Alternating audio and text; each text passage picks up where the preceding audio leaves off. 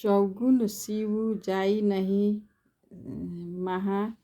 बागमती के अनुसार किस मास में शीत चौगुना बढ़ गया है? फाल्गुन में। सूरज जरत हिमाचल ताका। किस माह का जलता हुआ सूर्य हिमालय की ओर जाना चाहता है? सूरज जरत हिमाचल ताका। किस माह का जलता हुआ सूर्य हिमालय की ओर जाना चाहता है? आषाढ़ मास का। ज्येष्ठ माह में नागमती ने विरह को किसके समान बताया है? हनुमान के समान। केही के श्रृंगार को पहिरू पटोरा। गिऊ न हार रही हुई। विरह अवस्था में क्षीण होकर नागमती किसके समान हो गई है? मुरझाई हुई लता के समान हो गई है।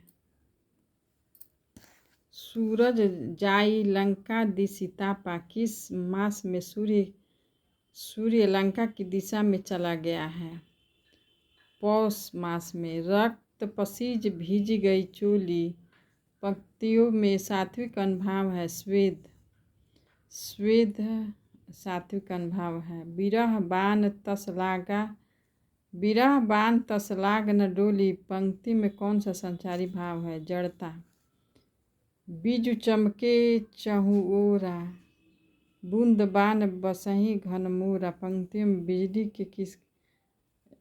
बीजु चमके चहुओरा। बूंद बान बसही घन मोरा। पंक्तियों में बिजली के समान किसको बताया गया है? खड्ग को बताया गया है।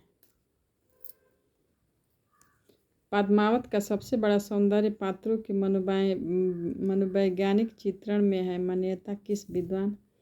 पद्मावत का सबसे बड़ा सौंदर्य पात्रों के मनोवैज्ञानिक चित्रण में है। पद्मावत का सबसे बड़ा सौंदर्य पात्रों के मनोवैज्ञानिक चित्रण है। मान्यता किस विद्वान का है? राम कुमार वर्मा का। पद्मावत का सबसे बड़ा सौंदर्य पात्रों के मनोवैज्ञानिक चित्रण में है। पद्मावत को हिंदी में अपने ढंग की अकेली ट्रेजिक कृति किसने कहा है? पद्मावत को हिंदी में अपने ढंग की अकेले ट्रेजिक कृति किसने कहा है? डॉक्टर बच्चन सिंह ने। पद्मावत को हिंदी में अपने ढंग की अकेली ट्रेजिक कृति किसने कहा है? डॉक्टर बच्चन सिंह। गलत है। विजय देव नारायण शाही ने।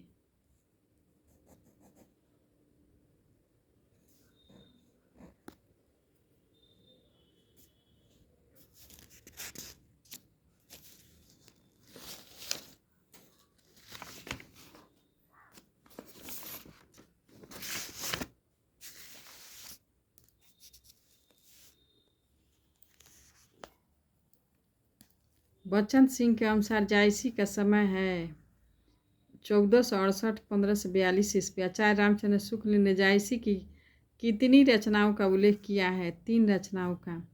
भाव अवतार मोर 9 सदी 30 बरस ऊपर कवि बदी। जायसी की किस रचना की पंक्तियां हैं? आखिरी कलाम। कबीर ने केवल भिन्न प्रतीत हुई परोक्ष सत्ता की एकता का आभास दिया था। प्रत्यक्ष जीवन की एकता का दृश्य सामने रखने की आवश्यकता बनी थी। यह जायसी द्वारा पूरी हुई कथन किस आलोचक का है?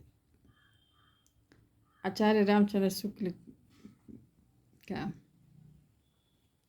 पद्मावत का बांग्ला भाषा में अनुवाद किसने किया? आलू उजाला ने।